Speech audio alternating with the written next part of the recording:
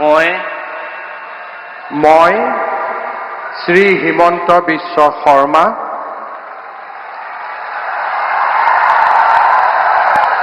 ঈশ্বৰৰ নামত শপত লওঁ যে বিধিৰ দ্বাৰা স্থাপিত ভাৰতৰ সংবিধানৰ প্ৰতি মই প্ৰকৃত বিশ্বাস আৰু আনুগত্য পোষণ কৰিম।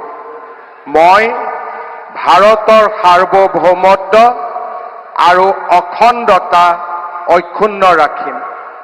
মই অসমৰ মুখ্যমন্ত্ৰী হিচাপে মোৰ কৰ্তব্য বিশ্বস্ততাৰে আৰু শুদ্ধ অন্তঃকৰণেৰে সম্পাদন কৰিম আৰু মই ভয় বা পক্ষপাত, অনুৰাগ বা বিদ্বেষ নোহোৱাকৈ সংবিধান আৰু আইন অনুসাৰে সকলো শ্ৰেণীৰ লোকৰ প্ৰতি ন্যায় আচৰণ কৰিম।